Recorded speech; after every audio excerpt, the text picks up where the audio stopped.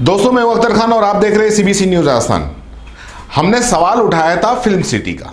उदयपुर में film city, अगर film city से उदयपुर का नाम पूरे भारत में होता है और हजारों लोगों को रोजगार मिलता है और सरकार को करोड़ों का राजस्व आता है, तो फिर एक व्यक्ति या एक परिवार की संस्था या सोसाइटी पर इसकी मेहरबानी क्यों, यानी कि सरकार की मेहरबानी क्यों? इस मामले में जिसने भी मुकेश माधवानी और प्रशासन के बीच पत्राचार हुआ, उसी के आधार पे हमने ये सवाल उठाया था कि उदयपुर के हित में ये सवाल वाजिब भी था। उदयपुर प्रशासन और मुकेश माधवानी के बीच में जो भी पत्राचार था और जिसके जो भी कागज हम लोगों के पास में थे, उससे ये कन्फर्म था कि उदयपुर प्रशासन ने मुकेश माधवानी या उनकी सोसाइटी को रिकमेंड किया है, जो कि सही नहीं है। हम चलिए ये मानते हैं कि उदयपुर प्रशासन से शायद चूक हो गई हो या गलती हो गई हो, तो उस गलती को सुधार लेनी चाहिए। इस मामले को लेकर सीबीसी की रिपोर्टर जयश्री नागदा जब एडीएम प्रशासन से मिली, तो एडीएम प्रशासन ओपी बुनकर ने क्या कहा, आप सुनिए। देखिए, उदयपुर के अंदर फिल्म सिटी की मांग पिछले काफ़ी समय से चली आ रही है और इसी को लेकर कुछ लोगों ने एक ज्ञापन माननीय मुख्यमंत्री महोदय को भेजा था और अन्य जगह से भी वो ज्ञापन की प्रति टिप्पणी के लिए और इस कार्यालय में प्राप्त हुई थी। अभी तक फिल्म सिटी के लिए किसी को ज़मीन आवंटन का कोई आवेदन पत्र ही प्राप्त नहीं हुआ है, इसलिए आवंटन की तो बात ही अभी है नहीं।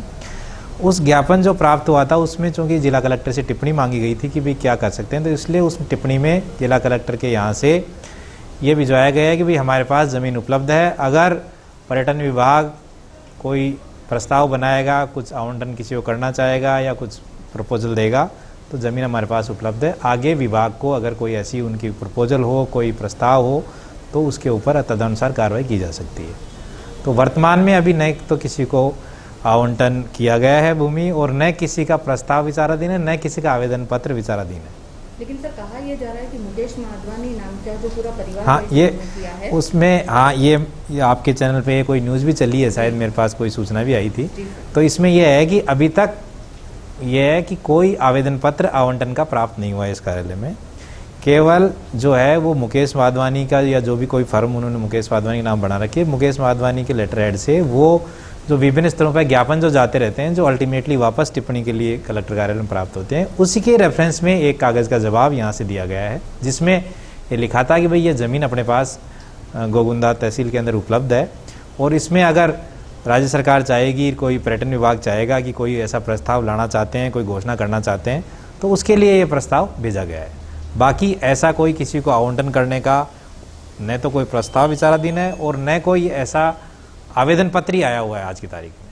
क्योंकि सर बीच में एक न्यूज़ आई थी जिसमें आपका एक वर्जन उसमें ये था कि इस तरह की जो है ज़मीन उपलब्ध है और इस तरह हम हाँ, ये तो मैं कह रहा हूँ ना, सामने आता है तो किसी व्यक्ति विशेष को तो नहीं दी जा सकती सर, ऐसा नियम के विरुद्ध हो। भाई वो तो फिर जो भी कोई आवंटन होता है वो नियमों के तहत आवंटन होता है, उसमें नियम जो कोई अप्लाई करता है उसमें फिर उसका एक्सपीरियंस देखा जाता है, क्या एक्सपीरियंस है क्या नहीं है, क्या करना चाहता है, प्रपोजल देखा जाता है। तो वो आवंटन की प्रक्रिया बहुत लंबी है और अलग तरह की प्रक्रिया है। उसमें राज्य सरकार के स्तर पर मान लो पर्यटन विभाग इसको टेकअप करना चाहेगा, तो गवर्नमेंट टू गवर्नमेंट जो है अलॉटमेंट इजी होता है। तो गवर्नमेंट अगर इस स्तर पे अगर कुछ बनाना चाहेंगे तो वो अलग चीज़ है, जो कि सक्षम स्तर पर उसका निर्णय लिया जाना है, उसका जिला स्तर पर निर्णय नहीं लिया जा सकता।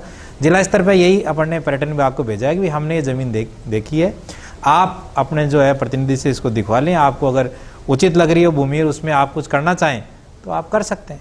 ये है, बाकी सीधा आवंटन का कोई प्रावधान है नहीं कि किसी गलत है। हाँ, कि सीधा किसी को आवंटन हो जाएगा कि भाई, जैसे मुझे लग रहा है कि आपके चैनल का ये भी कहना है कि भाई सीधे मुकेश वाधवानी ने कोई एक फर्म बना ली है, कोई एक सोसाइटी रजिस्ट्रेशन करा लिया और वो फिर वो जो है वो कह रहा है कि साहब ये ज़मीन मुझे मिल जाएगी 5,000 रुपये बीघा में या XYZ में।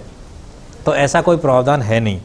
अगर किसी प्राइवेट फर्म को या निजी फर्म को देने की बात अगर राज्य सरकार के स्तर पर होती भी है कि भाई ये निजी को देना है, तो उसके लिए भी फिर ये होगा कि उसमें रूल्स में ये प्रावधान है कि भाई ऑक्शन की जाएगी, फिर उसमें ऐसे आउट ऑफ टर्न किसी को सीधा देने का प्रावधान नहीं है। सुना आपने ओपी बुनकर को।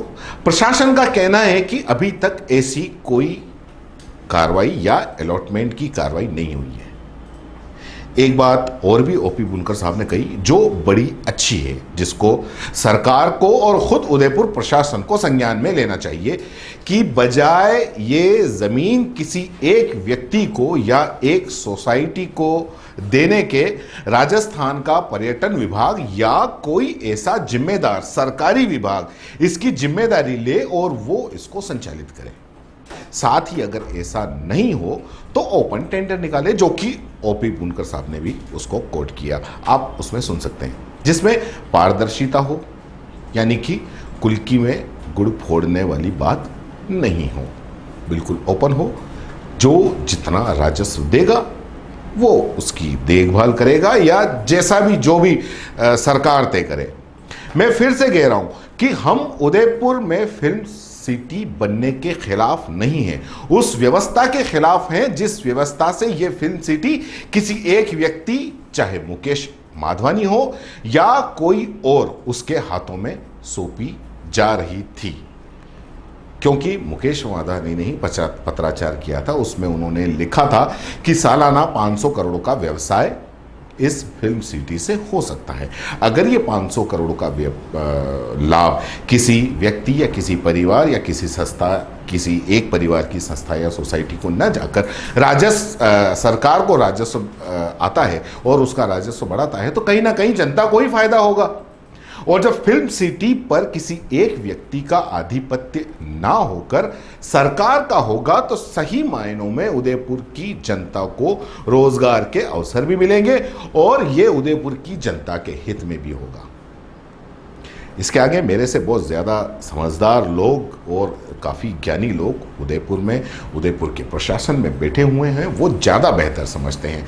मेरा सिर्फ एक ही सवाल कि उदयपुर में फिल्म सिटी बन रही है, काफ़ी अच्छी बात है, लेकिन वो किसी एक व्यक्ति या किसी एक व्यक्ति द्वारा बनाई गई उसके परिवार की संस्था के आधिपत्य में नहीं होना चाहिए। अगर जनता के हित की बात है तो जनता के हित की बात ही होनी चाहिए, जिसको सरकार या सरकार का कोई विभाग संचालित करे। जय हिंद, जय भारत। सीबीसी न्यूज राजस्थान की यह खबर आपको कैसी लगी, नीचे कमेंट करके जरूर बताएं। अगर आप YouTube पर देख रहे हैं तो सीबीसी न्यूज का चैनल सब्सक्राइब करिए, पास में दिख रहे बेल आइकन को भी दबाइए, ताकि जब भी हम आपके लिए कोई खबर, कोई जानकारी लेकर आए तो सबसे पहले आपके पास नोटिफिकेशन पहुंचे। अगर आप फेसबुक पर देख रहे हैं तो सीबीसी न्यूज का पेज लाइक करिए। अगर आप इंस्टाग्राम पर देख रहे हैं तो आप हमें फॉलो कर सकते हैं।